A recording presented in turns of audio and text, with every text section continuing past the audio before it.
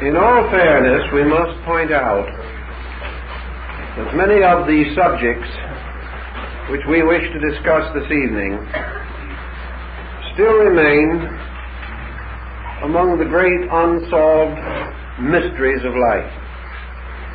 This should not too greatly perturb us, however, for the simplest elements of living that we know are actually equally mysterious. We have made a great study of the origin of man merely through the mystery of human birth, and yet the processes involved in the actual development of the embryo and the forces behind the molding and shaping of the future body of a living person, these remain mysteries even now. When we come to solve these mysteries to our own satisfaction, it merely means that we attain an unbroken record of those changes and processes which are visible to us. Those parts which are invisible, those causal elements, substances and principles, still elude the intellectual quest with which man seeks to solve the riddle of himself. Therefore, when we go back into the great eras of time, to the great primordial world, we cannot go with complete certainties. Even records brought through from extrasensory perception sources are by no means in conformity. This does not necessarily indicate contradiction, for it may be that these records relate to different phases of the innumerable processes which came together to form the present state of things. In any event, however, one of our primary questions has always been, how did life get to the earth? One of the great scientific stoppers in this is the condition of the earth in its earliest stages. We assume that it was a molten mass, and that it gradually crystallized into its material form as the result of innumerable ages, aeons of time, and that this gradual cooling finally brought the earth to a condition in which it could sustain the various types of flora and fauna which first appeared. The problem of how life survived this tremendous transition from a molten mass to a reasonably organized, habitable world is a mystery. But we can again bring to bear upon it certain known elements, and out of the subconscious of man, which must finally be our greater source of information, there comes again this pageantry of legend, of myth, and of story, by which it seems that we are seeking to answer, through dreams and visions, the questions that we ask. If it is true that life as we know it could not survive the terrific, incalculable combustion of the first age, then we are confronted with several questions. If life could not begin upon the earth with its own beginning, could not have come here with the fire, mist, and the vapors which ultimately united to form a planet, then it had to be communicated in some way from elsewhere, from some other state or condition, in order that the earth might be fruitful and bear the kinds and forms of life that we know. Actually, we do not know that life could not have survived the terrific incendiary state of the primordial world. But this that we do know, that life as we understand it today could not have survived. That it would have been incinerated in all its structures and forms. That it would have been incapable of reproducing itself or surviving. Therefore, we must either assume that our hypothesis about the beginning of the planet is wrong, or we must assume that our understanding of the substance and essence of life itself must be wrong, or we have some other choices. we can also consider the possibility of life coming here or reaching here from some state in which it could survive, and by circumstances and means sufficiently natural and non-miraculous to explain how this planet, or perhaps all other planets, could have in the beginning have been populated with some kind of creatures, of which man is, to our mind and thinking, the outstanding example. The Greeks help us a little in this, the Hindus also, Chinese have a few suggestions, and the Egyptians have contributed something. From their various speculations, we arrive at certain hypotheses, and these are varyingly reasonable, and their final solution depends upon a greater knowledge of the substance and function of essential life principles than we have today. Therefore, we cannot assume a bigoted attitude or feel that any reasonable or plausible answer must inevitably be correct. Today, in our thinking, we must seek for such answers as are most reasonable according to our knowledge, praying that additional knowledge may make us more reasonable and also ultimately convey to us an insight that is adequate. One possible solution to this mystery was given to us by ancient peoples who declared that the life principle itself, or the life essences by which all things are sustained, actually is always and eternally within the power and ray of the sun. Therefore, that any field upon which the ray of the sun descends, or against which the ray of the sun is reflected, receives not only light, but a life principle locked in light. And therefore, as soon as the earth itself was able to sustain the life which the sun could bestow upon it, the sunlight itself carried the necessary life units, and therefore that life began as the result of sun, earth, and moisture. That this was apparently a spontaneous development, but that in accordance with the concept of the ancients, the light itself was the power of God, or the power of life. This life, meeting a proper element, finding in its questing out of things an appropriate ground into which it might penetrate, caused a certain fertilization of matter. And from these two, with moisture and the various vicissitudes of the seasons, there resulted what might have been regarded at first as a spontaneous generation. Spontaneous only because man has not yet realized that spirit, matter, and moisture constitute the three essential elements by which all life comes into manifestation. The persons and schools of thought embracing this concept did not actually believe that this life carried by the sun was merely a physical thing, nor did they believe that the form generated by this life had merely a physical existence. These forms or bodies became the instruments for the inner energies of this life. For as surely as the visible ray of the sun conveys certain germinal powers, so the sun also has locked within it the psychic life and the spiritual life of man. Thus, to these ancient thoughts, all life comes from the sun, which is the generator, the redeemer, the creator, and the renovator of all things. And wherever in the solar system the ray of the sun can strike, in that place there can be living things growing up, each according to the environment and circumstances in which it finds itself. This might be termed in general the solar theory of life.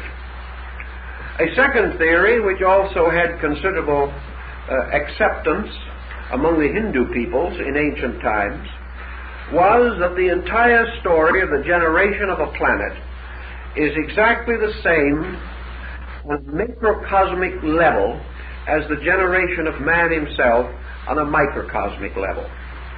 The body of man created in the womb gradually unfolds its integrated structure until it can be quickened. And at that time, an abiding life enters into it totally and collectively, ensouling it, so that, as one of the ancient writers said, the earth becomes the body of a blessed God. The Emperor Julian refers to this in his hymn to the Mother of the Gods. This ensoulment of the planet by a God was held by some peoples to explain how life became available here. It was then no longer simply a life brought here from the outside, but a total being coming into embodiment, coming into incarnation from a previous state. And according to the ancient peoples, the earth spirit that took upon itself the body of our planet came here from a previous embodiment, and that previous embodiment was the moon. Therefore, the moon is the cast-off body of the planetary Logos, or Ishvara, the Lord of this world. If, therefore, a being comes into embodiment by the quickening process of a planet gradually unfolding its structure like an embryo until it can be embodied, thus serving as an instrument for a rational spiritual entity, then, as in the case of man, many mysteries seemingly are explained. If they are not explained, they are at least acceptable by comparison with other known things, as, for example, that in all probabilities there are as many separate living creatures within man as there are separate living creatures on the face of the earth. There are hundreds of billions of living things working together, conspiring together, laboring together in order that man may have the compound structure that he now knows. The ancients believed that in some way the lives of these things came into man with the collective consciousness of himself. Therefore, having once established his own conscious polarity, the life in man begins to unfold out of its own nature, the infinitude of parts which are gradually to become lesser centers of life within its compound structure. This, then, is an ensoulment idea, and perhaps is one of the most interesting and dramatic of all the solutions that have been given. In taking this, we then pass through a modification, because we not only study embryology as it is now physically studied, but we have to consider it in the terms of ancient thought. If we wish, for example, to accept or to consider seriously the idea of the planet as an ensouled being, Plato's animal crawling through space, if we wish to take this attitude, then we must try to understand a little more about how the ancients understood the quickening process relating to man.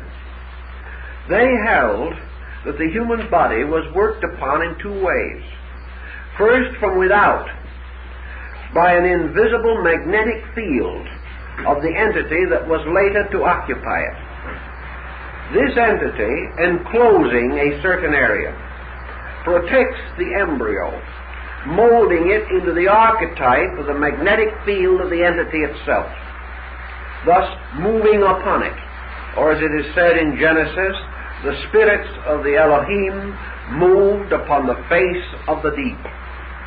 These spirits moving upon the face of the deep were regarded in India and other ancient nations as powers moving over the surface of an embryo world or an embryo being, molding it, modeling it, influeing, affecting it, gradually bringing it into the organization which must later sustain the incarnation of this being.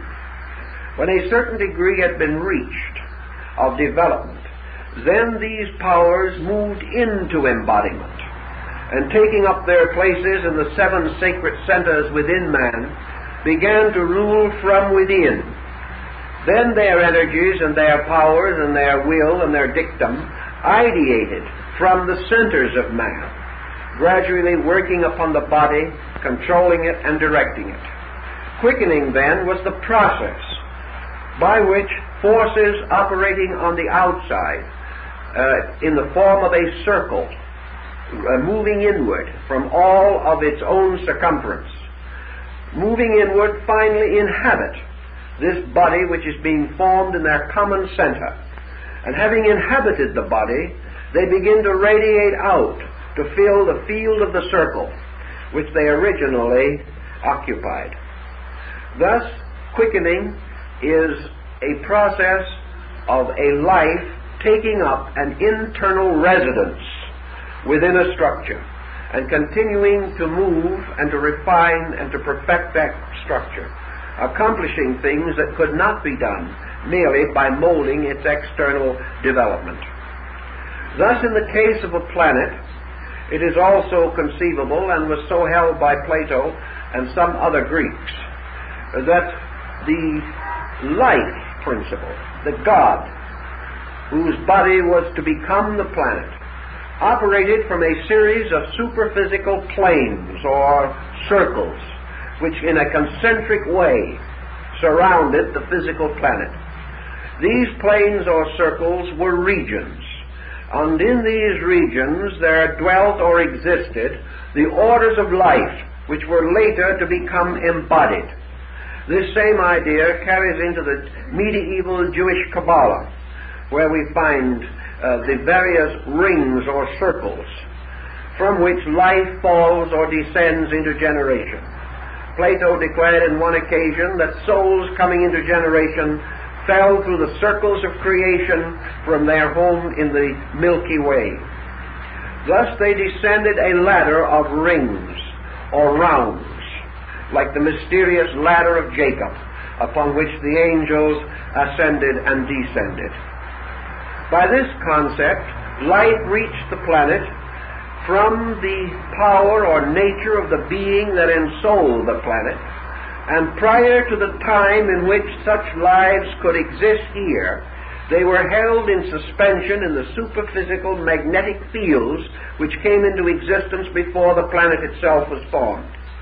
Then gradually, as the convolutions and elements and substances and conditions upon the planet changed, these various waves of life descended into the orders of living things through a perpetual flowing of ensoulment.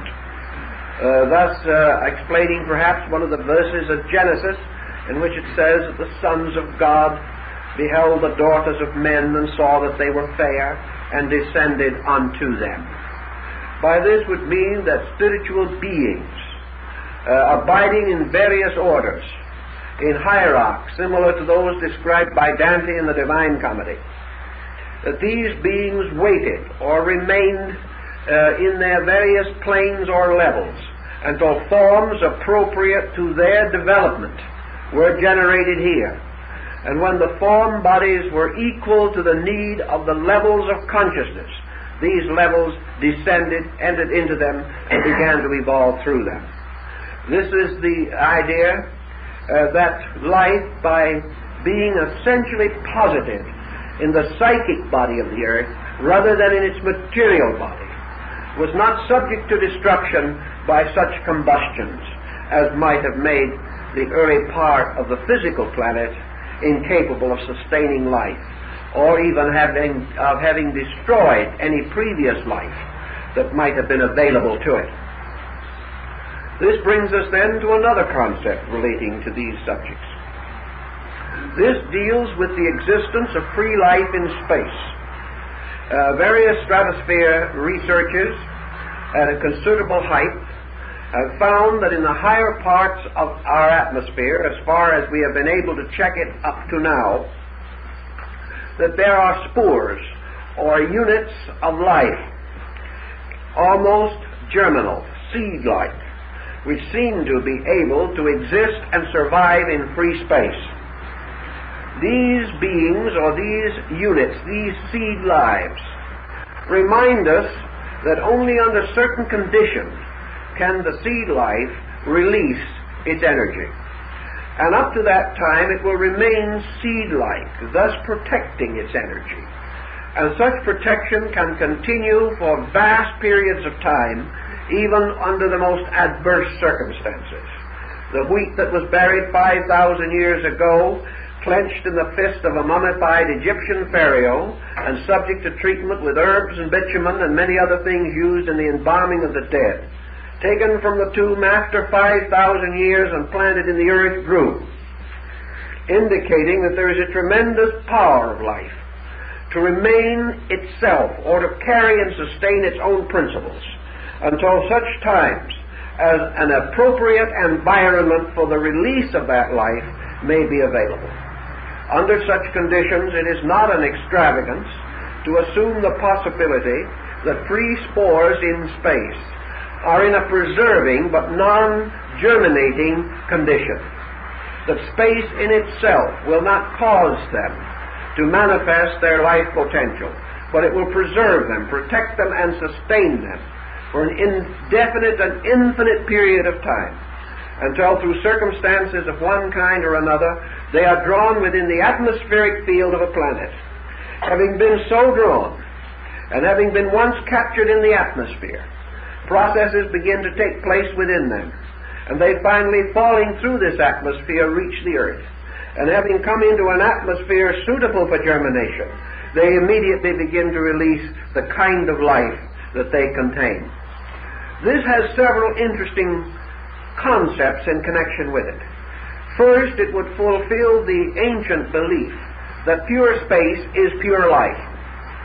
Therefore, that actually space is the common ground of all existence. That it is not the earth but space that is the custodian of life. Also, it would imply that if in interplanetary and even intersolar space, that these spores may be found to be at least generally distributed, it may then remind us that one essential form of life is behind the diversified manifestation in all parts of a solar system. If the spore theory can be completely sustained, we have almost certain grounds for assuming that all other planets are inhabited, that life exists on all of them. For we are not to assume for a moment that only one atmosphere and one kind of atmosphere is suitable for the expression of these lives. Held in suspension, they will express in any atmosphere or any circumstance in which it is possible for them to release their internal power of expression. It is true undoubtedly that under various conditions, in various environments, this release will be different, and that the degree of growth may be different, and that the specialized nature of these creatures as they evolve may be different. But we have no ground for assuming that anywhere in space where a planet capable of sustaining life exists, that planet does not sustain life, and that therefore life, in the sense of growing and unfolding creatures of various types, must be regarded and accepted as a universal phenomenon, not merely a local one. Now, there are other theories, but perhaps these are enough to show the general trend, and we cannot pause to analyze just this one phase of the subject indefinitely. We therefore can choose between several of these different explanations, and in so choosing we may pause and wonder whether they are all not the same thing said in different ways. That actually we are dealing not with a series of conflicting stories, but a series of accounts specialized from various points of view and involving various stages in the development of a single basic idea. This idea, because it is archetypal, because it has been shared by nearly all of the great religious and philosophical institutions of mankind, seems to be founded in reason, and there apparently is no reason why we should suspect reason, that which is essentially reasonable is as true as that which is demonstrable, for reason must precede demonstration in nearly every branch of knowledge, even in our common experience. One thing we are forced to admit, and that is that life did get here. Just exactly what happened to it afterwards is a moot question, but that it arrived at some remote time seems to be reasonably evident. And while there are systems of philosophy that will deny this, we are not liable to be deeply moved by them at the moment. Assuming that, therefore, life reached here, we also know that once it did reach here, it began to leave faint impressions of itself in the records of nature. And by degrees, these records enlarge and increase, until finally we have a rather adequate power or ability to reconstruct the primordial world in its relation to man. This brings us, however, upon the horns of one rather definite dilemma, one that we have to analyze a little more carefully, because here we do come into a conflict about which some rationale must be established. Are we going to assume that all life that comes here is of the same quality? The Spore theory would make this seem scientifically possible. In other words, how are we to differentiate between these free seed germs in space to determine whether one is older, wiser, or better than another? We must, in order to advance such a hypothesis, go into a process of regressive evasion, trying to find cause, which would carry us far beyond the feeble boundaries of our common sense. We could not attempt to go beyond this point. To do so would be to go beyond all theoretical as well as practical experience. But if we assume that the Spore theory is correct, then we have certain problems arising in our effort to explain what happens later. We get ourselves into some difficulties on this account. For we do observe an almost immediate specialization. We discover something in nature which becomes part of our anthropological thinking at a later date. And that is that from the most remote times there is evidence of specialization in living things. Even in the most elementary reconstructions of the most ancient and remote geological periods, we do not find just one kind of fish fossil. We do not find just one kind of fern fossil. We find from the very beginning the appearance of genera, of species, of types of things.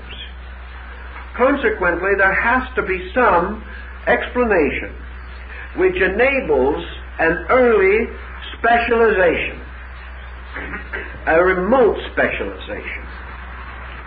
The answer to specialization, as far as we generally think of it, lies in what someone has called longitude and latitude, and which on a less ethical level has been referred to as longitude and lassitude.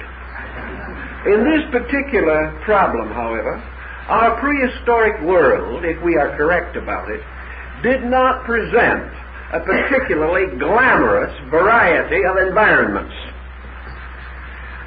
At some very early time, when these species were already beginning to distinguish themselves from each other, we have a rather monotone kind of world for this distinguishing to take place.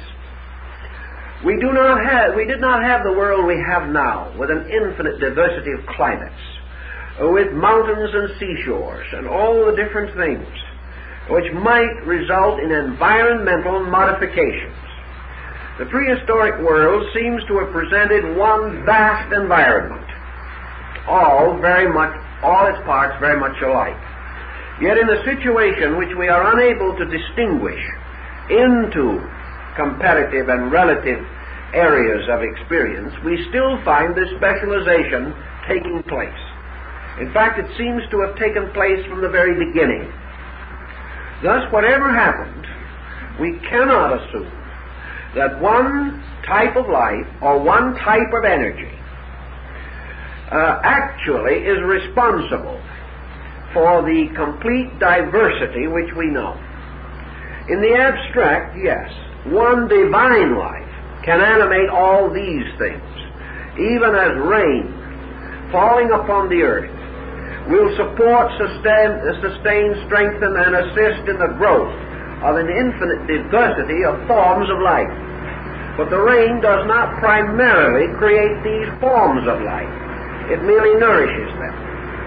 And whatever the nourishing power of space may be, may sustain all kinds of life.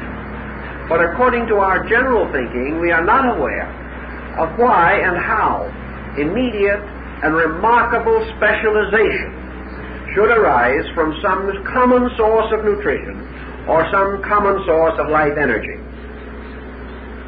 Now, as evolution proceeds, and we come more and more into the light of things, we might assume that man also, by standardizing his environment, gradually overcomes separateness, and that in the course of ages, even human growth would have resulted in men becoming more similar than they appear to be today. Yet this evolutionary process has not resulted in the production of a single superior type. It has resulted in the continuation of individual types. And now anthropology and sociology frankly admit that it is utterly ridiculous to attempt to determine which of any group is the superior one, or which of any group of groups is the superior group. Because superiority is always invested in the ego of a dominant class, but has no essential substance in nature. It is like trying to say that a large grapefruit is more highly developed because it is larger than a fully matured prune. Actually, the fully matured prune is just as important, just as mature, just as developed, although it may be only a tenth the size. Therefore, size, color, appearance, these things do not determine value, except when viewed from a purely relative, arbitrary point of view. So we are not dealing actually with an effort to define which one of these forms of life is the best, and we're not sure nature ever intended anything to come to this conclusion. What we are concerned with is that evolution is an infinite individualization of life, moving through innumerable forms, and bringing each of these forms to a kind of relative maturity. From this point on, these forms pass into transition, and either move into superior forms or else die out. But always these forms continue to unfold their own potentials according to their own natures. Thus, at the beginning of things, we have to accept that the universe produced more than one kind of growth impulse, more than one kind of conditioning life energy. This brings immediately, of course, to our minds the variation between this theory and that of evolution as we find it in the Darwinian theory. We come suddenly to the consideration of this most important point. At what time in the development of life upon the earth was it predestined and foreordained that a horse should be a horse? Did this arise at some time? Or was horse always horse? By the same consideration, we know that horse has passed through various evolutionary processes, by means of which its form has been modified to a considerable degree. it is perfectly possible to trace horse back to a general form which can no longer be recognized as horse. And as we go further and further back in all of these different groups, we seem to come back into various forms of life which can no longer be clearly differentiated from each other, until we like to assume perhaps that the entire thing began as a group of pollywogs in a cosmic puddle. But the question we're interested in is, were those pollywogs all alike in the first place? They might have looked alike, but were they alike? If they were alike, why did they cease to be alike? If they all had within themselves the identical potential, why did some develop this potential more than others? Why did one little strain of this original group of pollywogs develop into a horse, and another strain into a baboon? Why did one group ultimately produce the hyena, and another group produced the benign and kindly cow? Where was this differentiation? Are we to assume that a hyena is an unadjusted cow? That somewhere along the line it rebelled against being a cow for reasons unknown, and by environment and circumstances became a hyena? Well, if it's said that way, it sounds ridiculous, but if you say it in Latin, it sounds rather important. Also, it gains great verisimilitude if the right people say it. But the question is, are they saying anything? Is it true that the differentiations between these creatures are due entirely to psychic pressure? That is, pressure of reaction to environment and heredity. If all things began the same, we must assume that they had about the same heredity. If that is true, by what force did heredity result in the various changes, the mutations and the developments of these various forms of life? If we take the environment theory totally, how are we to understand the differences which arise within a single environment? Now, we know that environments have produced groups, that various orders of life do develop in somewhat different ways in different environments. Therefore, it does not take a great deal of knowledge to differentiate between an African elephant and an Indian elephant.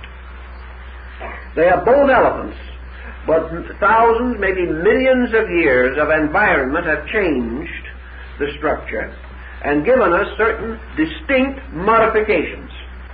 Yet these modifications were not enough for that elephant not to still be an elephant. And while we may have various mutations and various modifications, feline and canine have not met for a very long time. These mutations must go back to an incredible period. So the next thought, and one which our ancient ancestors regarded rather more favorably than perhaps we do today, is that whatever happened, by means of which life differentiates upon a planet, that this differentiation is due not merely to the forms themselves, but to some archetypal pattern of law, that law moving upon form and through form fulfills some purpose by means of form, but that all forms, regardless of their structures, are modified by factors internal in themselves and eternal in the universe of which they are a part. Consequently, it is evident that as in the case of human generation, that by one road human beings must come into the world, but although they all walk the same path and are all born in the same general way, from this moment of birth on, individuality sets in, or rather reveals itself. And while it is true that a great thinker, a great idealist, or the most materialistic individual, both are born in the same way, yet they are not the same after they are born, each fulfilling some kind of a pattern. Even the Mendelian law and the doctrines of heredity and the principle of natural salvation as it is held today, these do not adequately explain this. The explanation simply is not sufficient for the phenomenon under consideration. The explanations will improve, and man will gain more and more insight into these things.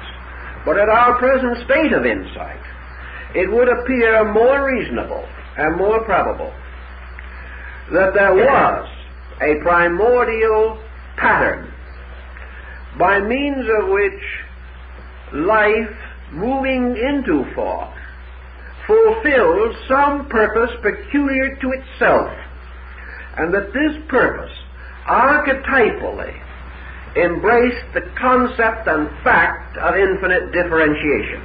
In other words, that there were many forms. These forms can be grouped into similars, but none into identicals. Even two of the tiniest little microbes, we have no proof that though they be of the same order, that they are identical. Nor can we find two identical grains of sand. Thus we are in the presence of some highly individualistic pressure at the back of things. Now if this be true, and there seems to be much to indicate that it is true, we then can assume that the primordial ooze from which all things came, and from which we trace our polywogic ancestry, that these creatures were potentially the seeds of everything that is here now. This is no more remarkable than trying to convince a person unaware of the facts that a 60-foot tree can be locked within an acorn, and that this tree, as it develops, will inevitably and completely fulfill the laws of its own particular species and kind. Thus, from these roots, which are imperceptible, these germs and seeds, which we cannot analyze and examine, there is evidence that streams of life, predestined and foreordained in some way, moved into the common expression of themselves. This would give some countenance to a number of possibilities. Let us assume for a moment that in this situation we are not going to have what might be termed an immaculate conception. We are not going to have spirit merely hovering over the deep and that's it, and immediately generation results. Let us assume for a moment that several factors combine together. Let us presume that as in the case of man, regardless of the type of individual he is going to be, he must come into generational existence in the same general manner. And he must come in as the result of the union of parental forces, that there has to be a situation made possible to him. Let us assume for a moment that this generational process, which has to do with the physical embodiment of things, whether it has to do with human life or animal life or insect life or reptilian life, that all these processes obey a law of generation. And let us assume for a moment that this law of generation is fulfilled by the free spore in space. In other words, that the free spore, drawn into the Earth's atmosphere and finally arriving at a state by means of which it can germinate, becomes, so to say, the beginning or creation of the doorway by means of which life can move into existence. That unembodied life is brought into proximity with environmental conditions by a focal point which may be termed the free spore or its equivalent. Thus, the moment the basic unit of structure is made available, this unit of structure is immediately taken over or taken as the doorway or the beginning for the moving in of orders of life.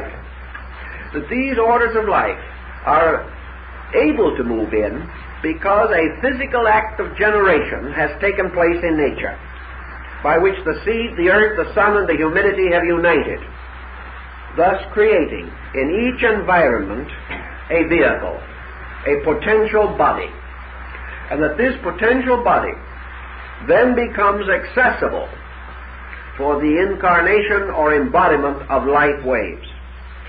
If this occurred at a very remote time, we might then be able to assume that we have a key to the way in which the door of generation was opened for the planet. Now, if we want to go to the Greek idea again and assume that these beings of all genera, types, and orders existed primarily in a superphysical state, similar to that recorded in the Bible as the Garden of Eden. The Garden of Eden being an etheric overworld in which all the creatures and animals and birds and reptiles and insects and fishes that were to be here first lived in an abstract etheric state, by which later they would be identified when they descended into a material condition. Presuming that all these orders of life had therefore an existence on a properly recognized and stratified invisible universe, the magnetic fields of the earth, and that these various fields coming into embodiment bring with them orders of life of different grades and kinds, we would have no essential conflict, for again we would have the spores offering the physical links by means of which these light waves could move into generation. If then also we have the concept of the gods, the overselves, the heroes, the divine races and orders, the hierarchies that Paul referred to as the thrones, principalities, dominions, and powers, then actually the world materially would ultimately be populated through the embodiment of these hierarchies. The earth would be populated by means of the drifting into manifestation along the channels of generation of all these orders of life that had been held in suspension through the deluge or the night of the gods which preceded the formation of this particular order of creation. This would not conflict essentially with any of the other viewpoints. And Heraclitus tells us, for example, that the river Styx, which divides the world of the living from the world of the dead, is the stream of etheric humidity which surrounds the physical body of the earth and divides it from its psychic fields. And that souls entering into this sphere of humidity or moisture then sink into the earth and are born. And that once they have entered into this humidity, they cannot retreat. That this humidity is therefore the water of Lethe, or the water of forgetfulness. And those who enter this humid field go into sleep and are reborn as seed lives upon the earth. This is the Greek, evidently the Greek explanation as it must have originally been embodied in the mysteries, particularly in the Eleusinian and Sabasian rites. All of these things add up to two distinct viewpoints, both of which are subject to modification. The first viewpoint might be termed the scientific, which assumes that in one way or another, by generational process, life reached here, and that from one essential generational pattern, all differentiation occurred by various circumstances not entirely understood. The other actually takes the ground that bodies are ensouled, by powers superior to those bodies at the time of ensoulment, and that therefore what we call evolution is a superior state of consciousness gaining victory over a body by means of the evolutionary process. That growth is therefore the coming into manifestation of the locked potential of a being of some kind, and that these beings belonging to orders, waves, or hierarchies are fulfilling themselves by attaining their proper maturity, some as animals, some as plants, some as birds, some as reptiles, some as human beings. But that the human being therefore represents a wave of life from a previous pattern of life, which moves into expression at a certain time under a certain condition, and taking over the forms which have been prepared for it. Therefore, that these forms, from all visible and physical conditions, are not to be divided from any other form in nature until the point comes in which the human being, as an order of life, transcends other lesser orders of life, and therefore continues to grow beyond them. The moment this process takes place, man appears. Prior to that time, man is not apparent, and you cannot tell which of the polywogs might produce him. But the point is, one of the polywogs was destined to produce him by its own essential nature. This does not vary from the visible, knowable account of evolution, but it does account for certain things, certain processes occurring in the development of man which are otherwise comparatively beyond explanation. It also reminds us that this polywog problem was in no respect similar to the small creatures and tadpoles that we see today. It is merely a convenient description for an order of life or a creature whose actual appearance and nature is unknown to us. It represents the value of polywog rather than the appearance of polywog.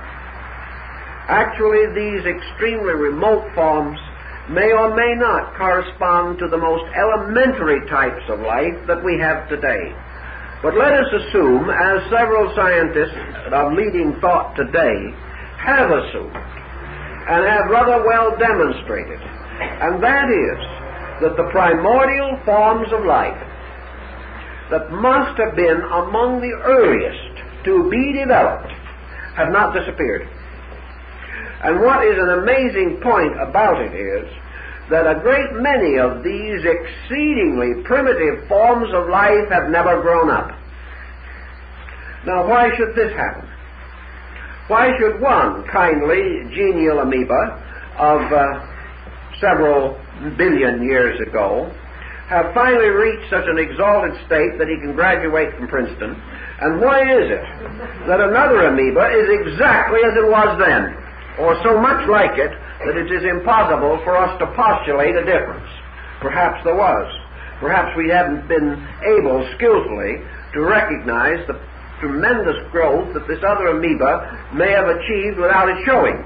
But at the same time, by common standards, we still have primordial life surviving.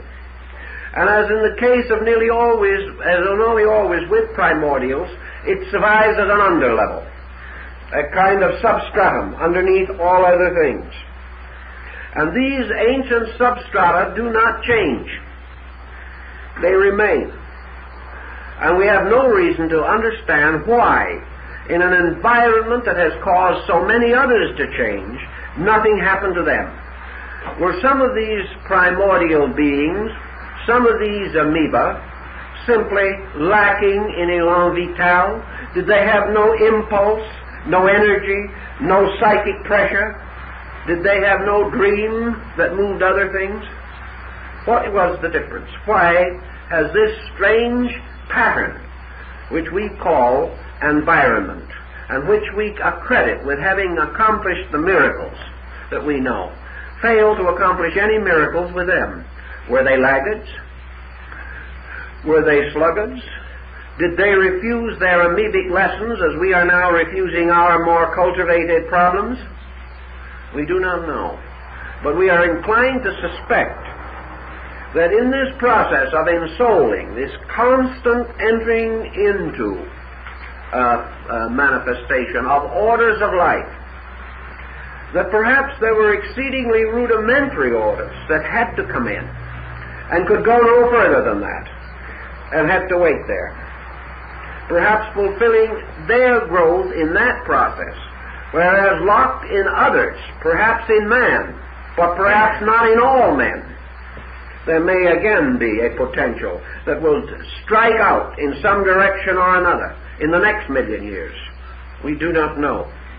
But we have reason to suspect that this differentiation is due not to the laggard or the sluggard, but is simply due to things fulfilling their patterns. And having fulfilled their patterns, they must wait until nature devises and produces the next pattern for them, the next step in their growth. And that their growth is eternal. But within any environment, it is controlled by law. And that there is a lawful growth for all things, and therefore a lawful reason for man and the surviving amoeba. These things have to be within a lawful pattern of some kind. Now, in the actual emergencies and exigencies of planetary development, we have reason to assume, again, from the most ancient legends and records that we have, and also from the process of the fecundated cell in its development of a life organism, we observe what is always noticeable as the appearance of cellular multiplication at the poles. That in the development of form within the fecundated ovum, the first obvious manifestation of fecundity is the appearance at the north pole of the cell of a peculiar cross line of cleavage, forming at the pole of the cell, first of all, the form of a perfect cross. This is true of man, it is true apparently of the universe. And we are reminded of the words of Plato, that at the beginning of creation, the Logos impresses itself upon the universe in the form of a cross. In other words, even under the microscope today, when we watch the little cell developing, the first noticeable change of the completely monocellular structure is the appearance of the cross at the North Pole. From this, immediately further differentiation continues until the cell develops a group of smaller internal cellular structures forming polar caps. And gradually this spreads, giving somewhat the appearance of a dumbbell, until finally it forms a complete sphere. The two polar areas extending downward from above and upward from below like this until they meet. Now, in your ancient study of universal cosmogony, your Hindus followed this concept almost exactly. And the Greeks, apparently, probably from contact with Asia, did at an early time arrive at a remarkably similar conclusion. And that is that in the cooling or crystallizing of the body of the earth, due to the slower motions at the poles, less friction against atmosphere, that your crystallization areas first appeared at the poles to form what they referred to in India as the crowns of the Earth Mother, magnificent helmet or diadem, which appeared to crown the great Earth Parent. These crowns, which we now regard as polar areas, are now to us only known as ice fields. But we must realize that although a submarine has gone under this area to prove that there is no actual land there, we must realize that the submarine is going under the magnetic pole, not the true pole. That at a long period of time ago, what Camille Flammarion, the great French astronomer, referred to as the 13 motions of the earth. That the earth has many motions, and one of these motions is the gradual separation of the true pole and the magnetic pole due to a third earth motion, and that this means that only in so many billions of years will these two poles recoincide.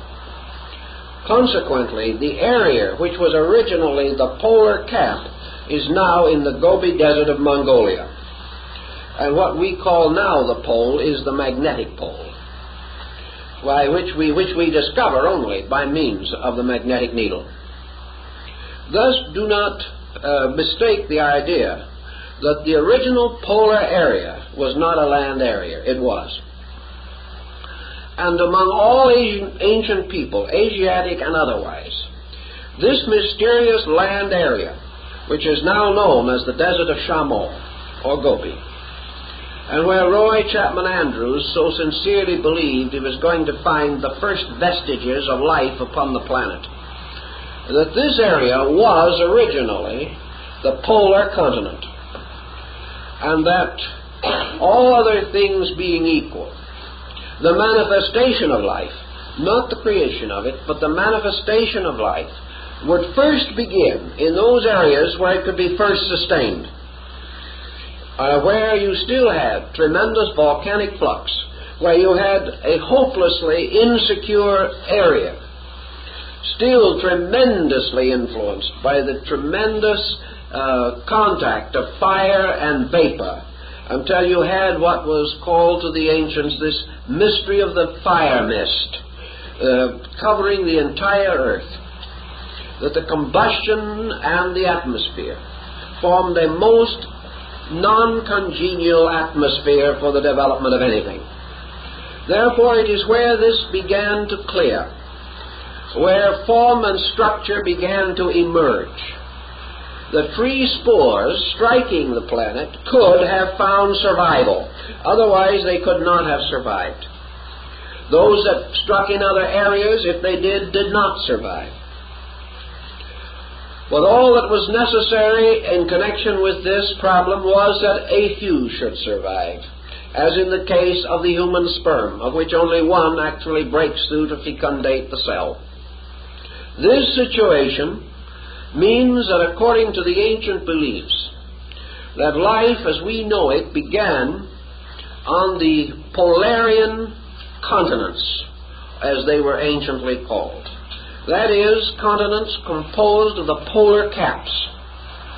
And that of these, the North Polar Cap was the one most favored and first supplying the magnetic field, for it was here that the earth was directly connected with the sun.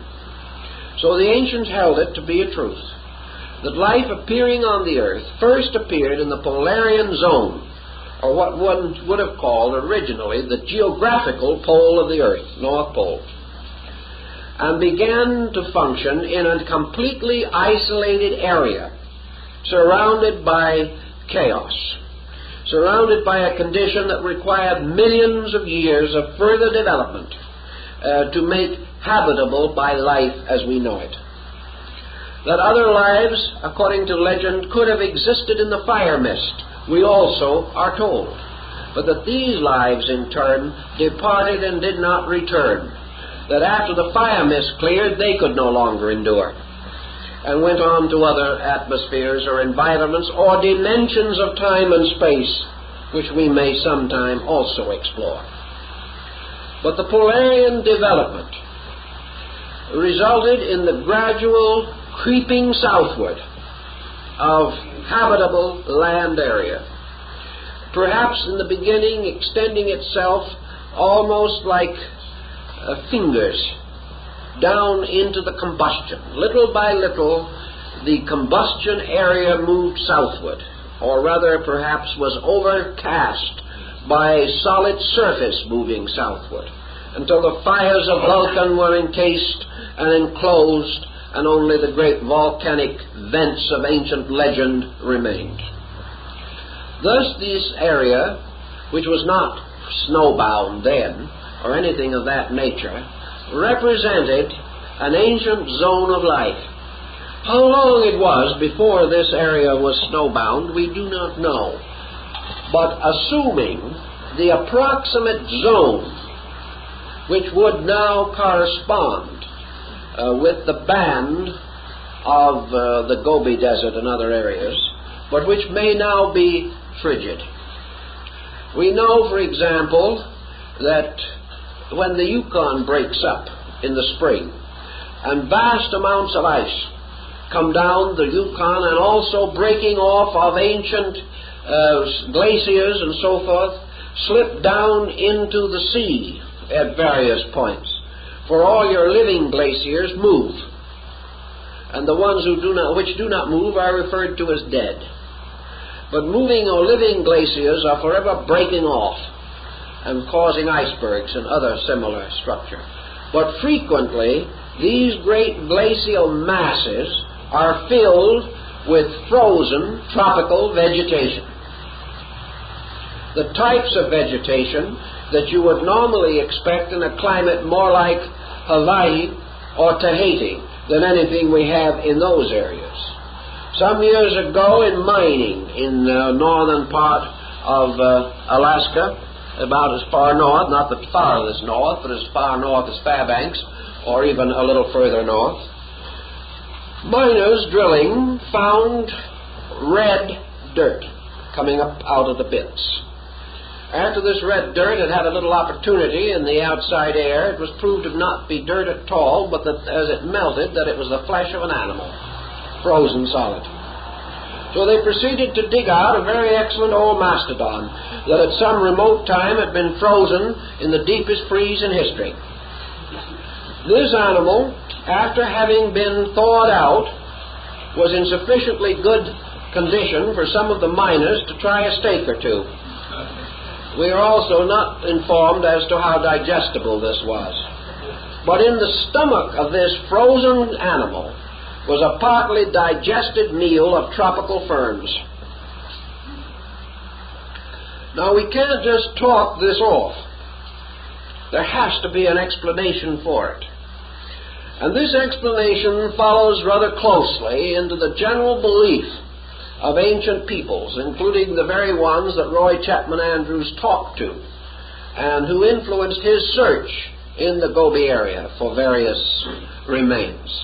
That what were called the great northern areas, the Polarian world, was once a magnificent garden world.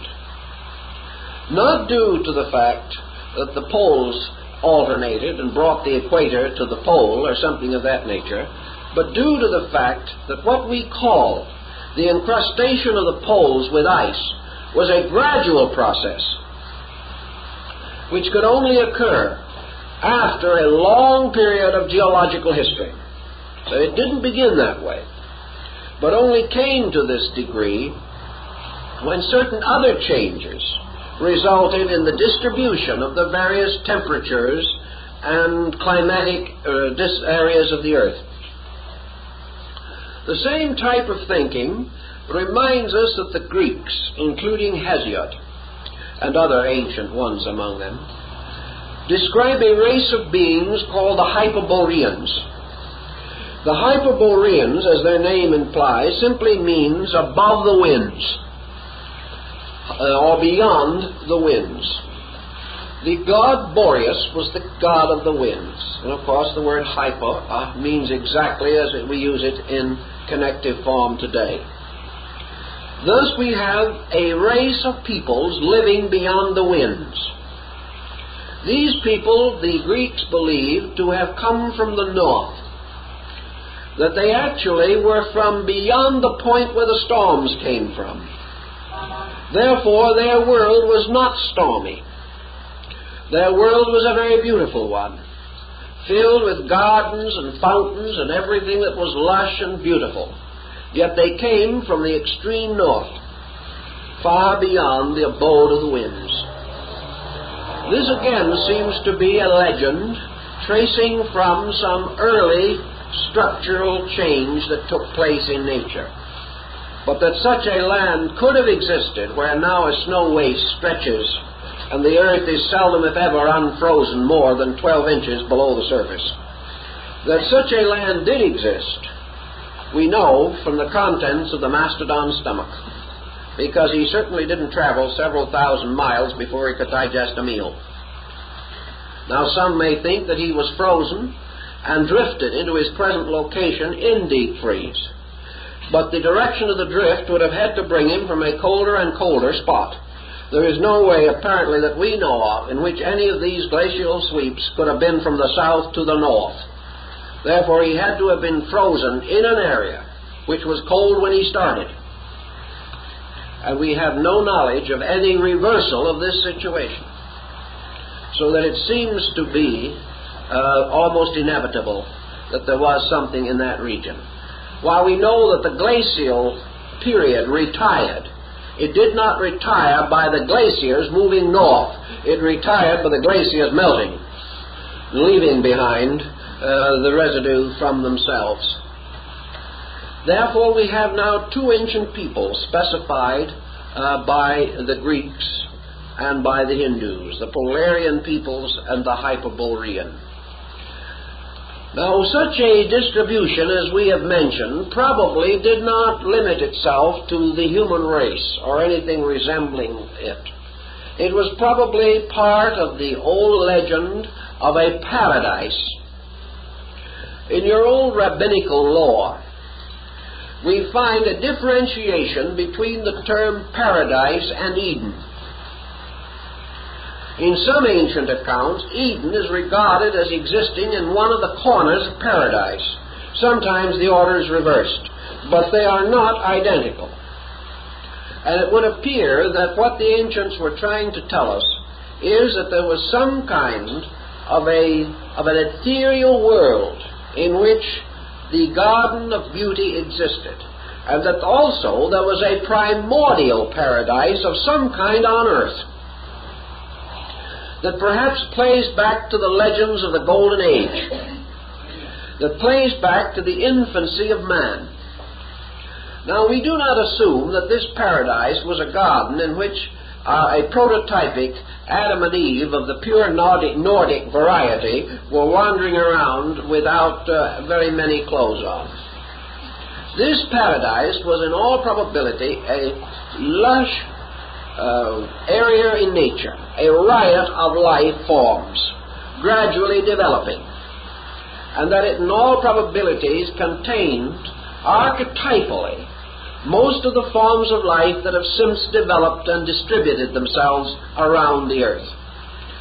That they may well have moved downward, slowly, over periods of millions of years, following the lines of earth crystallization, taking by degrees what land came into existence, encroaching as wild growth encroaches on a deserted city, encroaching upon the uninhabitable, until finally it was able to inhabit all of it. This creeping of growth is one of the most common things we notice in nature. Cut out an opening in the clearing, in the jungle. Leave it, and in a month it is gone. Nature has closed over it again. You take machetes and you go down into the dry, thin jungle of Central America. The dry, bushy jungle of Yucatan, only 10, 12, maybe 20 feet high at most. You take a machete and you cut a path through it, 6 feet wide and a mile long. And by the time you reach the end of the mile, there is no trace of the beginning of the path you cut. Everything closes in. And you cannot even find your way out again. You can say it's easy, just follow the cut-off branches. You can't even find them. It has happened time and time again. All this happens by nature moving, and nature at the poles moving downward, relentlessly, with every available inch of land that could support them. The same thing you see in Sicily, where you see life growing as near as it dares to grow, to the very edge of the volcanic fields of Etna. You will find lava pool bubbling, and 1.5 feet away, a little plant trying to live. The moment this earth becomes capable, life moves into it. and according to the ancient belief, life moved inevitably until it covered, moving from its first perilous foothold at the beginning of this area at the polar region.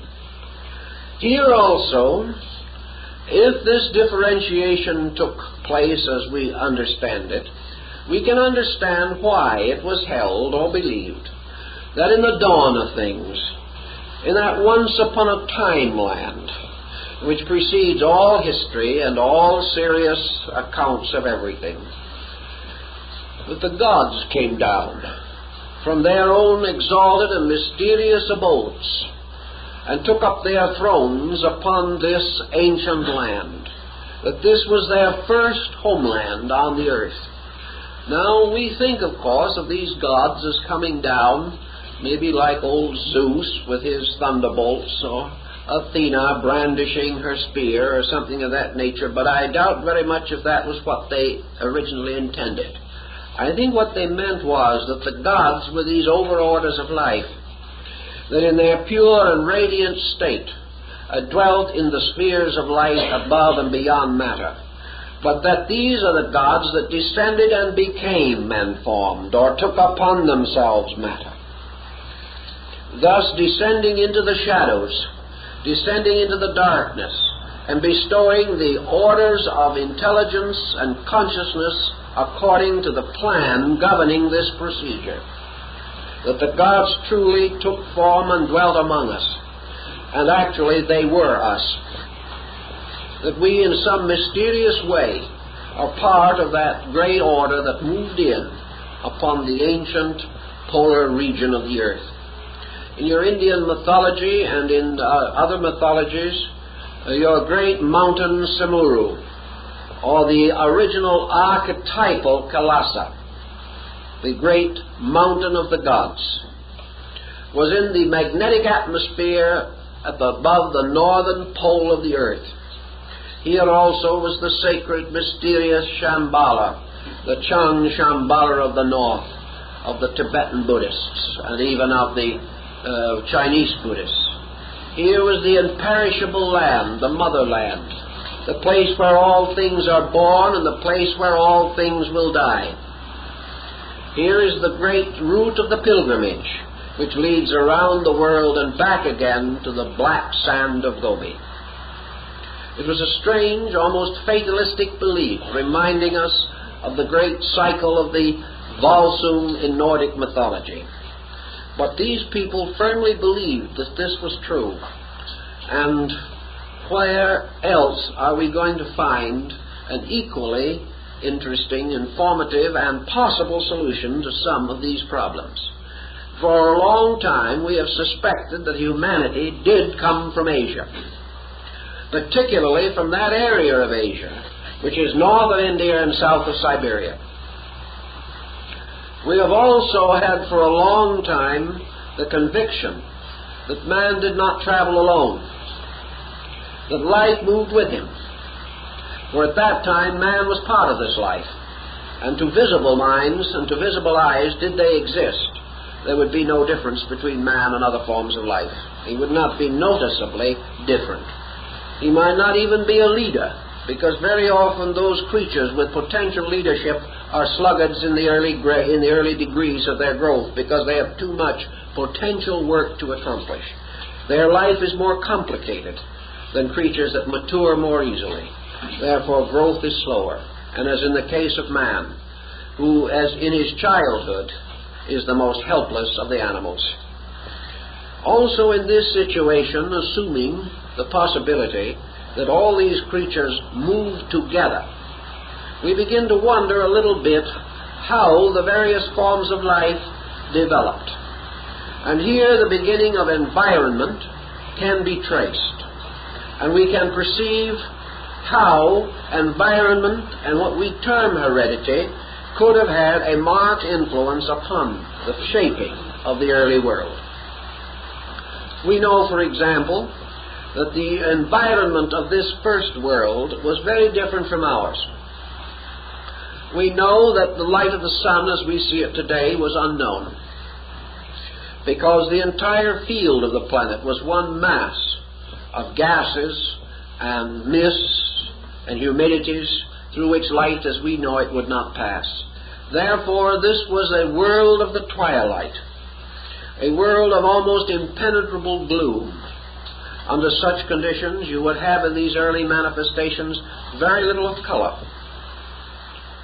You would also have very little of sensory perception, as we know it. We know the ancient Tibetan song about this, that in the beginning these creatures had hard bones that softened and soft bones that hardened. A kind of a strange contradiction in itself, but in a wonderful way summing up the whole mystery of evolution from our way of looking at it. These creatures probably had very few sense perceptions such as we understand. And of course they undoubtedly began as one or monocell organisms. Their methods of generation are unknown, but we assume by recapitulating backward through what is known that in the beginning these forms must have been of increasing duration. Duration, or existence, has always been one of the primary factors in the so-called growth of things. Duration, therefore, meant that probably these forms of life were wiped out almost immediately. And in that way, many of them perished utterly. Gradually, the tenacity for survival and the gradual accommodation to the circumstances of environment, which changed much more slowly than these creatures, resulted in the development of a resisting organism, an organism with greater and greater adaptability to the requirement of survival.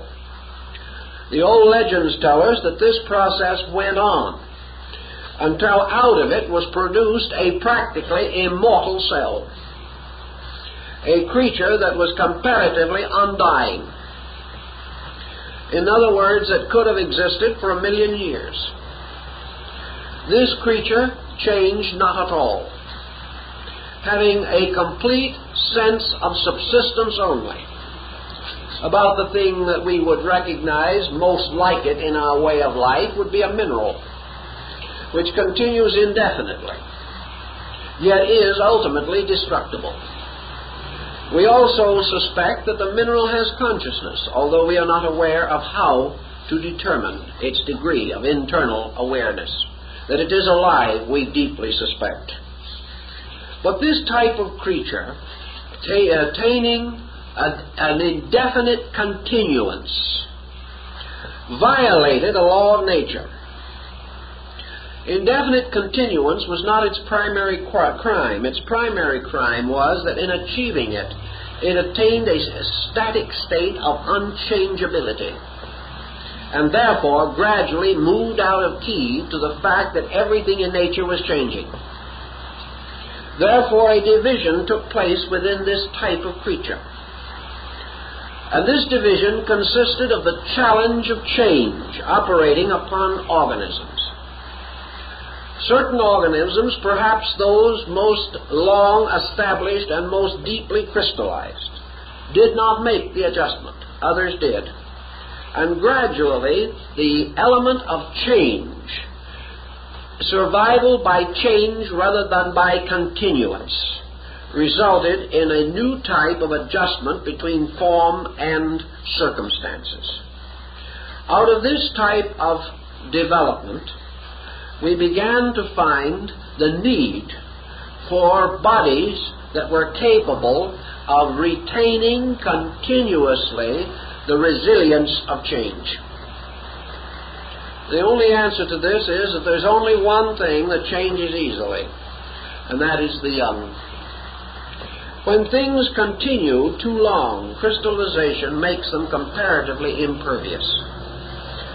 Structures that have had an almost endless endurance become so set in their own endurance as to become very difficult to move.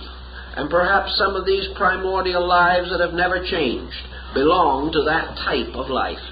Their continuance has become their death because they have been unable to escape from the forms they have built. nature, not achieving her end in this way, gradually began to modify these forms to make it necessary that they change. And the modification consisted in the gradual introduction of fission, in which a separation took place within organisms, and reproduction was by kind of division. Nature was therefore able to continually introduce new elements and create increase, rather than to allow everything to remain unchanging. Here perhaps was the beginning of the population problem. But in any event, increase and change became essential. But nature, achieving her end, was again defeated. Having developed the concept of fission for reproduction, this fission continued until division brought life down to so minute a structure that it was gradually lost to objectivity, because there was no growth of the divided parts. These divided parts simply divided and continued to divide, and still continue to divide. And perhaps in this process of infinite division, we have the origin of the minute microorganistic life that we know today. Nature was therefore compelled to move in again. And in this type of motion, she bestowed the power of the divided part to equal the original, introducing now the element of growth, by means of which each of the divided parts of the cell gained the full estate of the total cell, producing two complete organisms, where there had been previously only one organism. This achieved a certain purpose, but again, in the great course of ages, this purpose defeated itself. For in this purpose we had multiplication without change. We had the infinite propagation of the same kind of thing.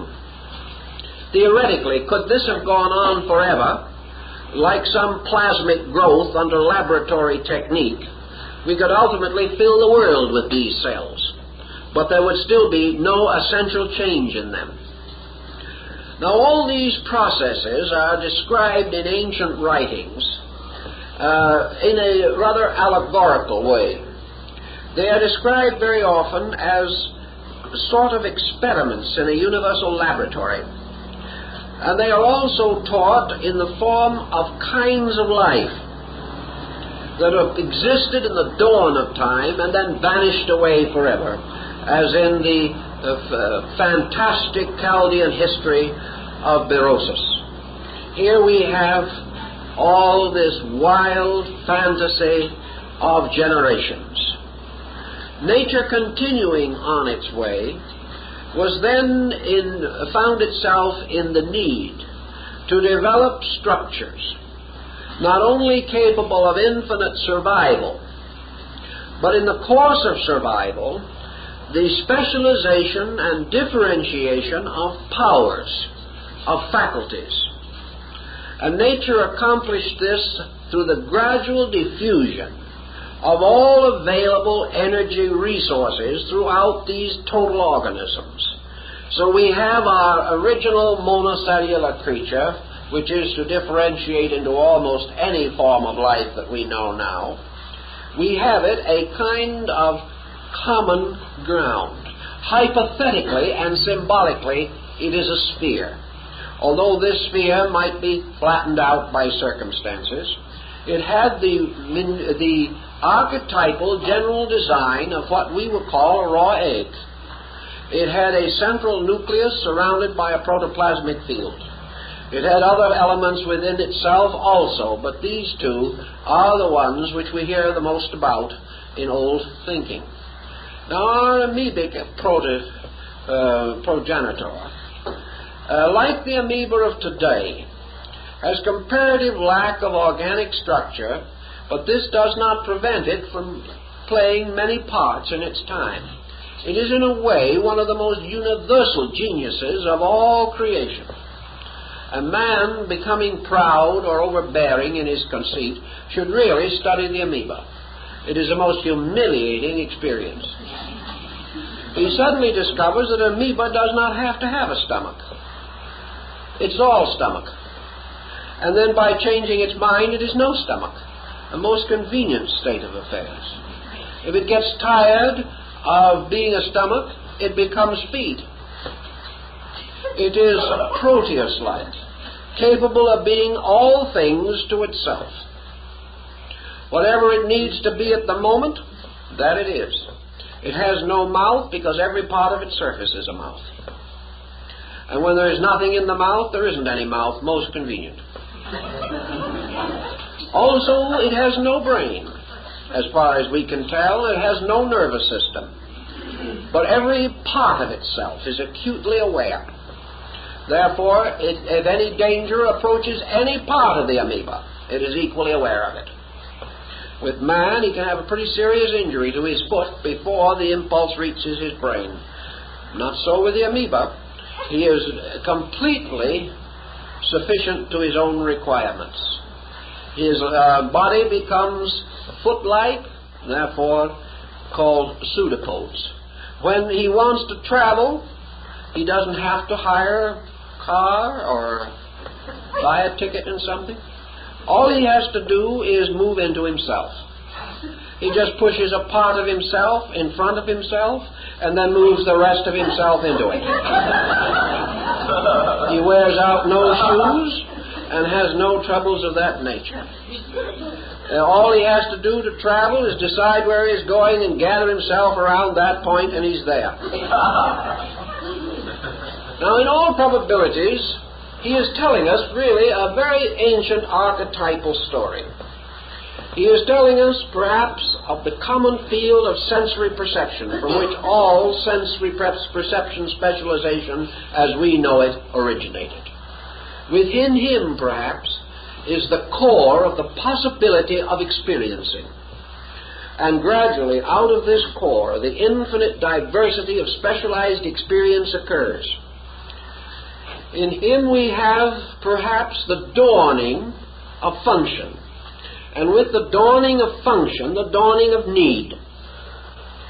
We find that this being, because it is sensitive to many circumstances which even man does not any longer recognize, it must also have been subjected to innumerable hazards. These hazards in turn requiring continually increasing adaptability for survival. So way back in those early days, we see the common creature whose various specializations we are going to trace in other forms of life. So perhaps our primordial beginning of man and of beast, of bird and of fish and of reptile, was this egg-like structure that was capable of being all that should ever come from it. Perhaps the outer membrane of this mysterious egg, which the ancients held with such sacredness in practically every religion that we know, perhaps this outer membrane was to become truly the outer part of man. Perhaps his skin, perhaps the whole of his epidermis, belongs to this ancient structure, infinitely refined, modified, and changed. Perhaps his arms and his legs moved from this structure. But one thing we also gain from our ancient friends, and for which we have certain physical evidence today also, namely that man's sensory perceptions, as we now know them, were comparatively useless at the beginning, because the world of things to be sensed was comparatively non-existent.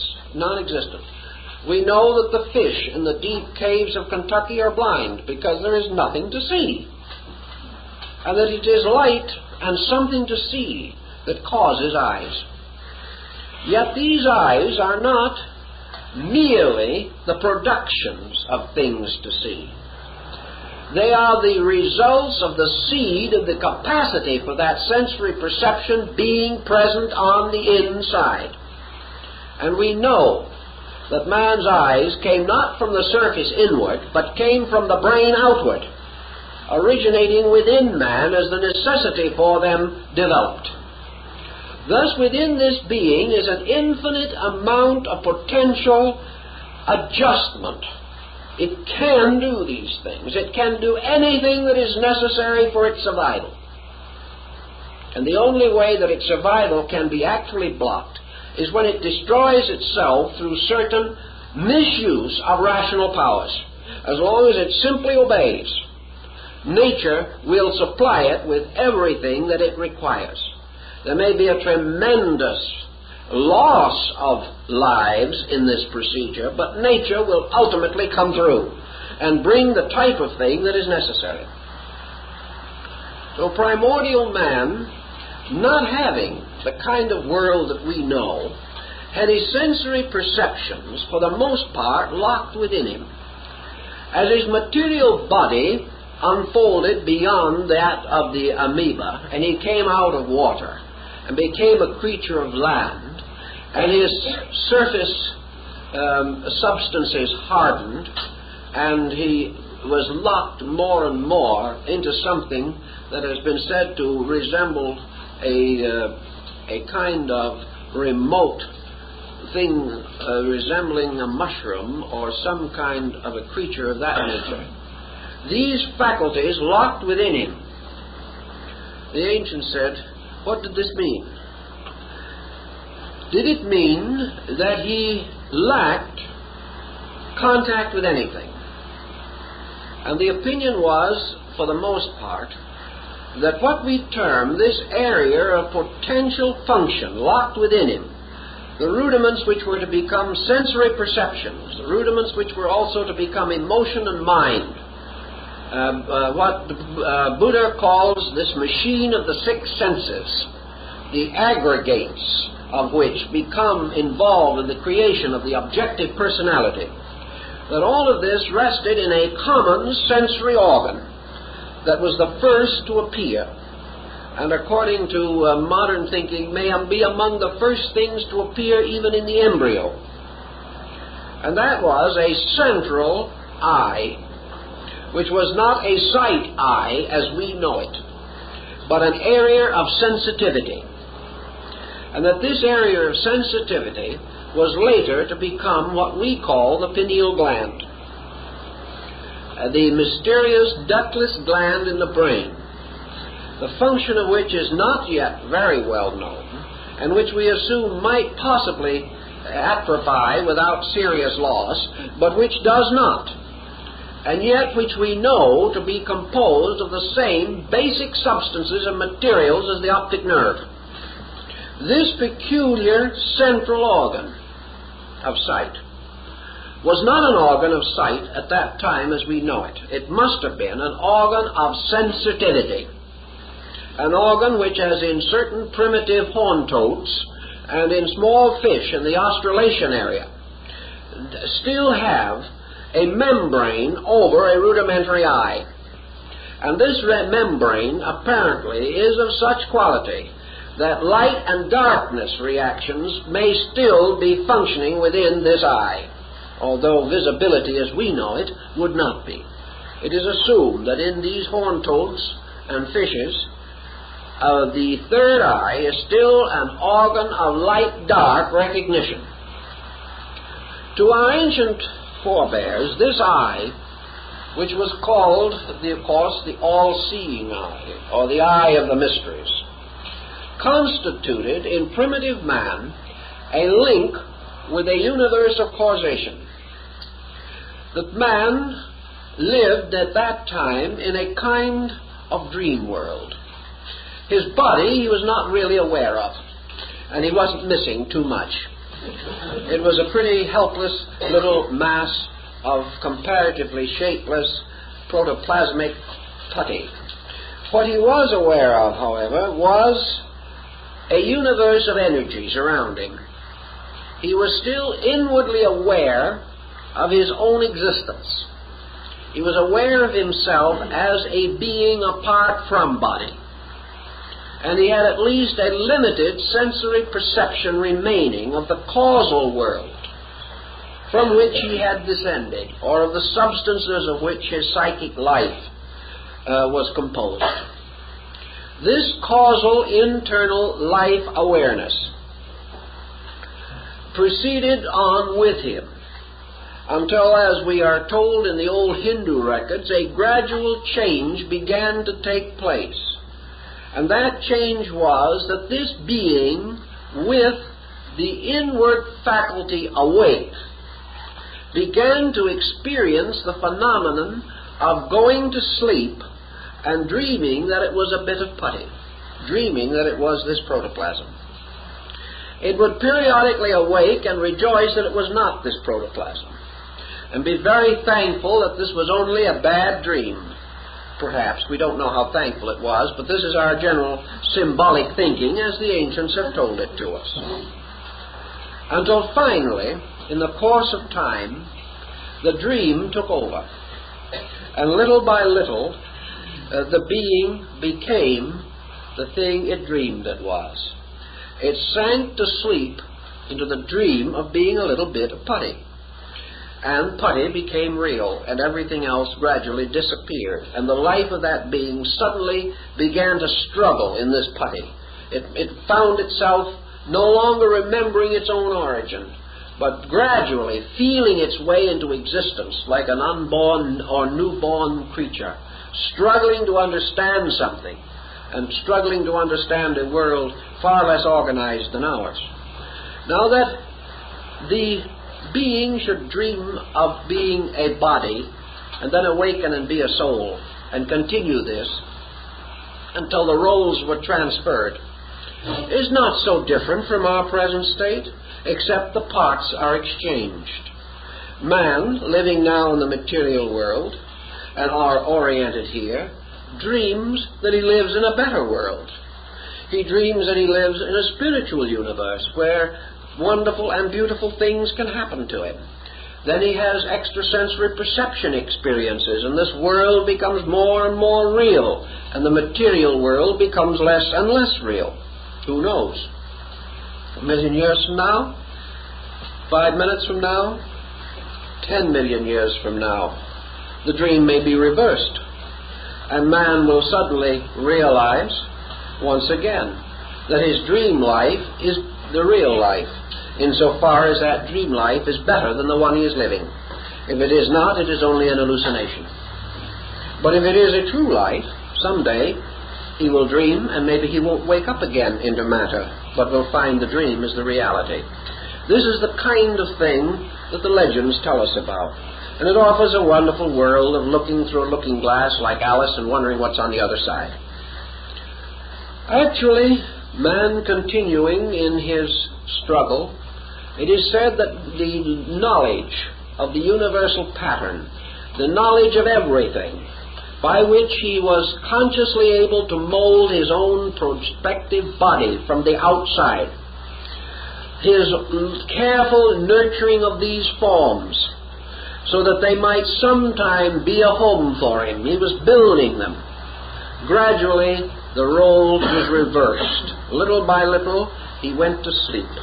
He drank the waters of Lethe, and suddenly he woke up in this tiny, cramped little house, with the first sensitivity perhaps to light and darkness, the feeling of fire close to him, the shudder of this organism trying to escape destruction, and finally, over great periods of time, this shudder, this struggle, resulting in the power to move.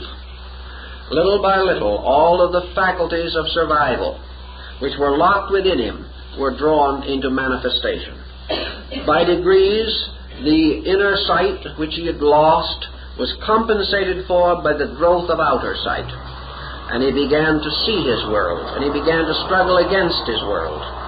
And in these periods also, according to the ancient accounts, there were terrible struggles of life. This was the time of prehistoric creatures. And this, we are told, is the day when there were giants upon the earth.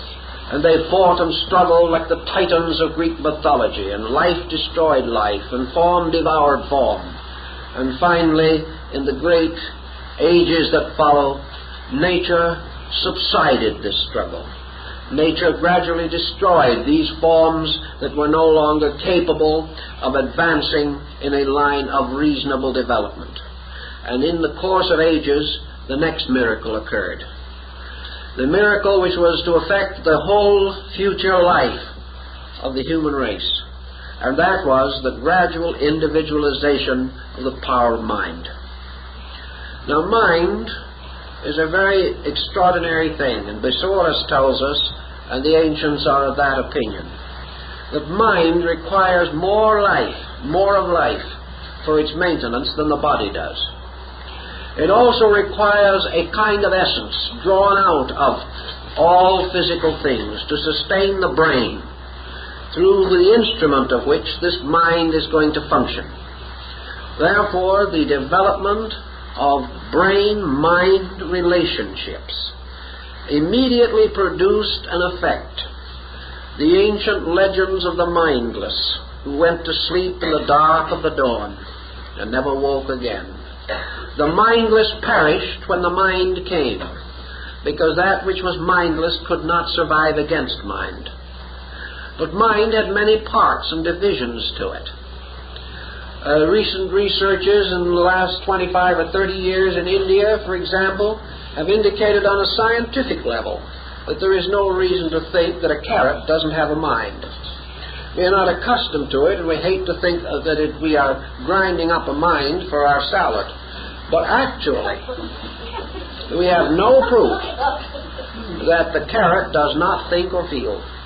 Placed upon delicate electrical measuring instruments that measures minute energy impulses, a carrot approached by the point of a sharp instrument will draw back before that point touches it. The drawing back is so slight that we could never see it, but it tells us that it's quite conceivable that that carrot, like everything else, wants to live. It's an amazing thing. We haven't thought of living in a universe of life. We have thought of being alive in a universe of things that do not matter. And this has been a basic mistake for which we must sometime find a proper solution. But we know that mind was not limited entirely to man. Other creatures began to develop it. And most of the phenomena that we see around us today, even in the lesser kingdoms, the magnificence of motion, of color, of coordination, of instinct, sensory perceptions, in which many animals greatly excel ourselves. All of these are partial or dawnal developments of mind in various forms and various conditions. But out of these things rose man as mind. And the moment he began to toy with mind, he found that his other energies were no longer as important to him as he thought they were going to be. The need for the energy for the brain processes and to fulfill the innumerable area of activities which the brain consistently and continuously released resulted in the major modification in the form of man. The age of primitive giants, of monsters, and of prehistoric animals passed in limbo because brain required the energy that had previously formed these chaotic bodies. The great prehistoric mammal with an enormous body and an insignificant brain did not survive. Forms reduced in size gradually integrated more closely and began to develop purposefully and specially only such instruments and such powers as were useful or necessary in the unfoldment of the mental life of the individual. This was true of most of the so-called advanced animals. In fact, all animals as we know them now. As this continued to proceed, we find another important situation arising. Studies of primitive life reveal to us that with almost certainty the primordial forms of life were hermaphroditic. They were creatures, male, female, or positive, negative in their own structure. Small examples of this type of life still survive in nature as normal creatures. Undoubtedly, in the beginning, reproduction was of this nature. The development, however, of the psychic, mental, and emotional polarities seem to have resulted in the need for the division of the reproductive power of man, so that gradually the energies required to sustain generation and mentation were divided. And this division resulted in polarized life. Now, it was with the establishment of polarized life based upon the activity of a mental agent functioning within the unfolding organism, which was gradually building a symbolic structure appropriate to the expression of its internal requirements and intentions, that we have the dawn of man as we recognize him today. And in this dawn of man we have what the ancient peoples referred to as the Lemurian being. The Lemurian being actually passing from a pre-Adamite to an Adamite condition by the division of its reproductive polarity and the establishment within itself of the cerebrospinal nervous system. From that time on, the story of man is the story of his growth. It is the story of the continuous unfolding of the powers, principles, and energies within him. And of course, that is to be the subject of further discussion. And now that we've gotten him to this elegant condition of existence, I think we'll let him rest there until next week. Might be termed in general the solar theory of life. A second theory, which also had considerable acceptance among the Hindu peoples in ancient times, was that the entire story of the generation of a planet is exactly the same on a microcosmic level as the generation of man himself on a microcosmic level. The body of man created in the womb gradually unfolds its integrated structure until it can be quickened. And at that time, an abiding life enters into it totally and collectively, ensouling it, so that, as one of the ancient writers said, the earth becomes the body of a blessed God. The Emperor Julian refers to this in his hymn to the Mother of the Gods. This ensoulement of the planet by a God was held by some people to explain how life became available here. It was then no longer simply a life brought here from the outside, but a total being coming into embodiment, coming into incarnation from a previous state. And according to the ancient peoples, the earth spirit that took upon itself the body of our planet came here from a previous embodiment, and that previous embodiment was the moon. Therefore, the moon is the cast-off body of the planetary Logos, or Ishvara, the Lord of this world. If, therefore, a being comes into embodiment by the quickening process of a planet gradually unfolding its structure, like an embryo, until it can be embodied, thus serving as an instrument for a rational spiritual entity, then, as in the case of man, many mysteries seemingly are explained. If they are not explained, they are at least acceptable by comparison with other known things, as, for example, that in all probabilities there are as many separate living creatures within man as there are separate living creatures on the face of the earth. There are hundreds of billions of living things working together, conspiring together, laboring together in order that man may have the compound structure that he now knows. The ancients believed that in some way the lives of these things came into man with the collective consciousness of himself. Therefore, having once established his own conscious polarity, the life in man begins to unfold out of its own nature the infinitude of parts which are gradually to become lesser centers of life within its compound structure. This, then, is an ensoulment idea, and perhaps is one of the most interesting and dramatic, may make us more reasonable, and also ultimately convey up to us an insight that is adequate.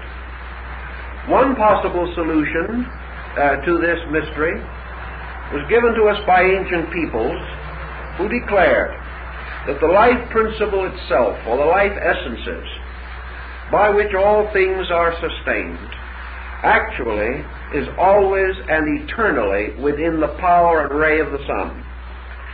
Therefore, that any field upon which the ray of the sun descends, or against which the ray of the sun is reflected, receives not only light, but a life principle locked in light. And therefore, as soon as the earth itself was able to sustain the life which the sun could bestow upon it, the sunlight itself carried the necessary life units. And therefore, that life began as the result of sun, earth, and moisture. That this was apparently a spontaneous development, but that in accordance with the concept of the ancients, the light itself was the power of God, or the power of life.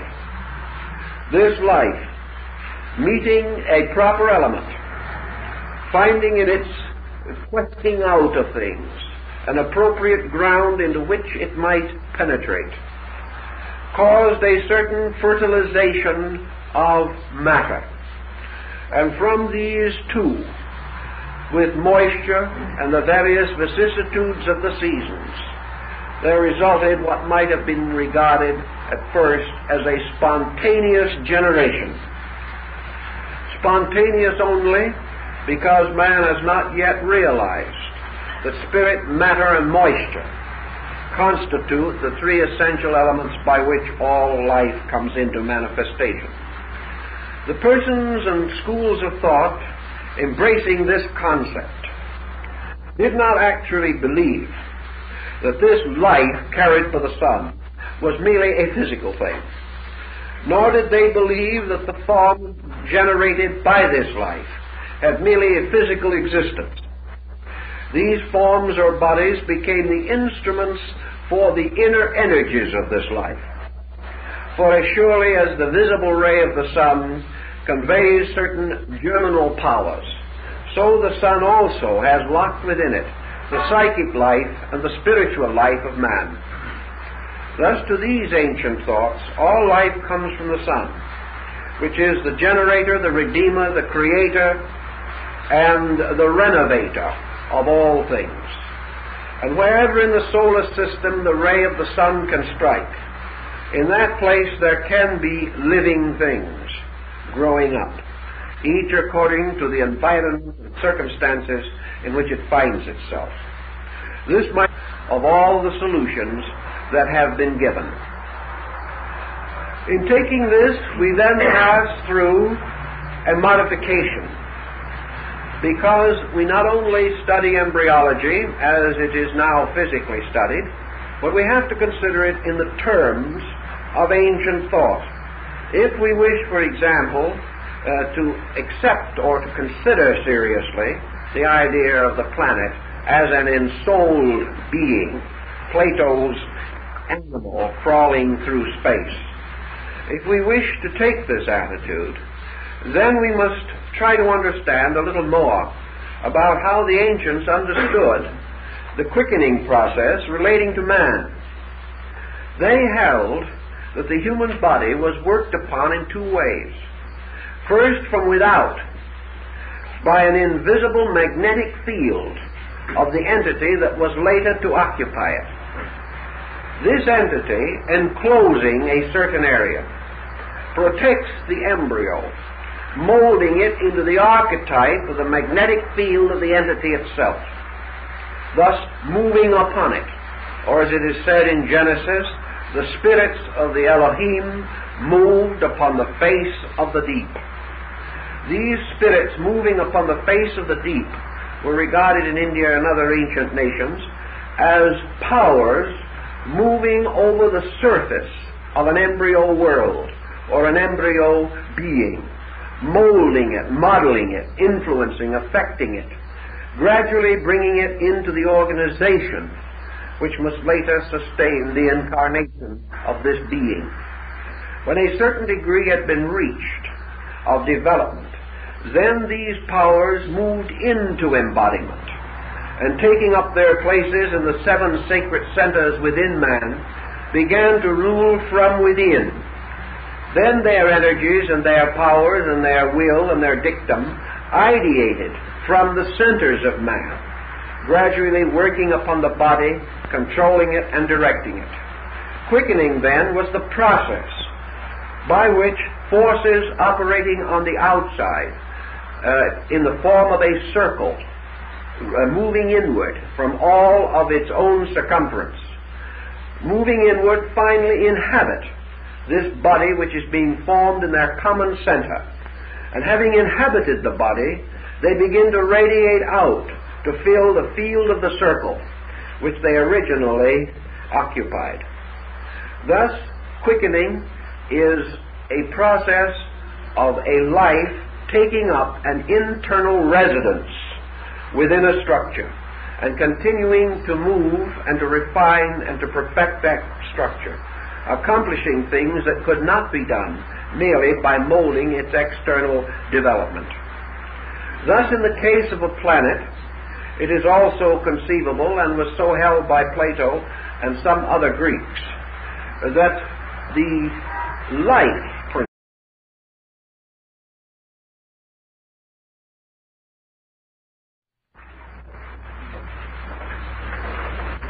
In all fairness, we must point out that many of the subjects which we wish to discuss this evening still remain among the great unsolved mysteries of life.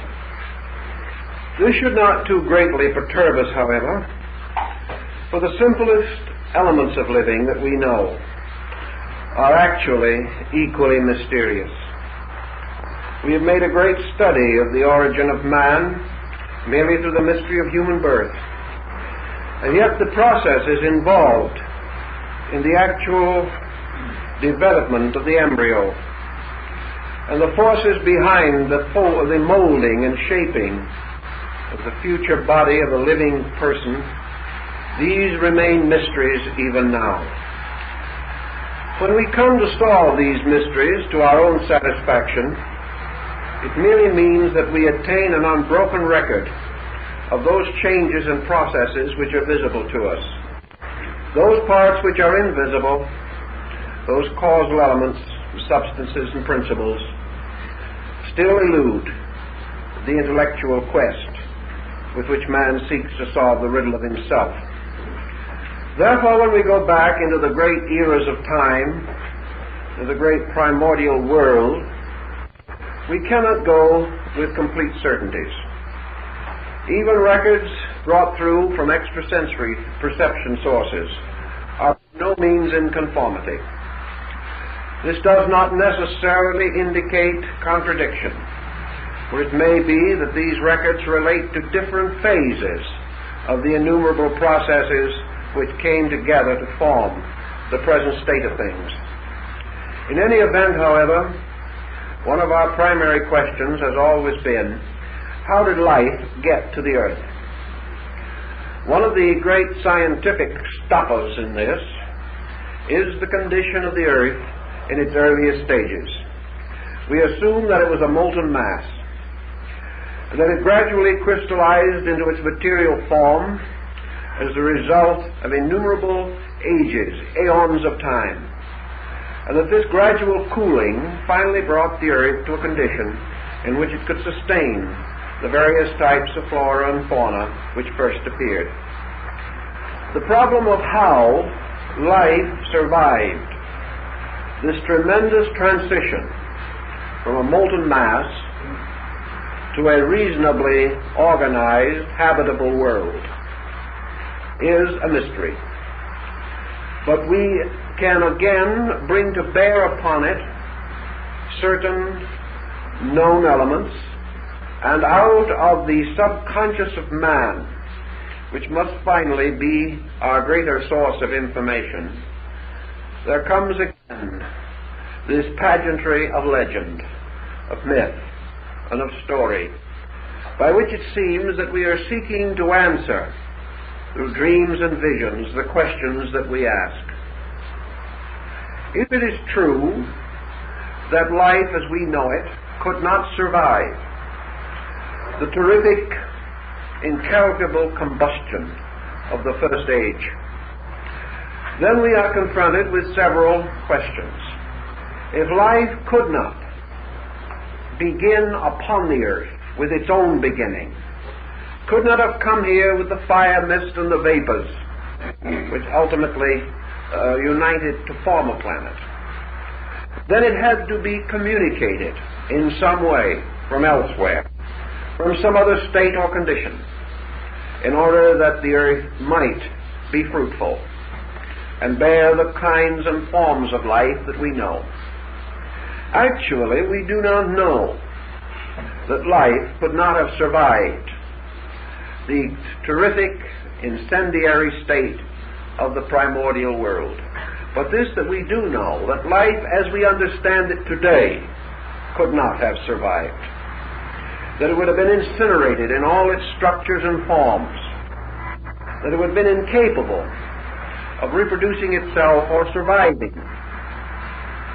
Therefore, we must either assume that our hypothesis about the beginning of the planet is wrong, or we must assume that our understanding of the substance and essence of life itself must be wrong, or we have some other choices.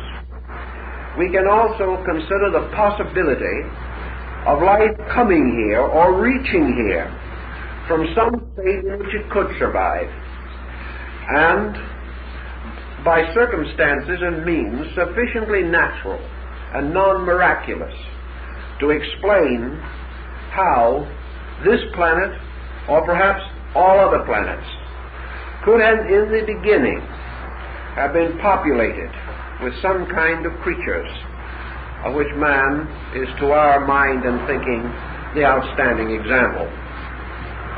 The Greeks help us a little in this, the Hindus also, Chinese have a few suggestions, and the Egyptians have contributed something.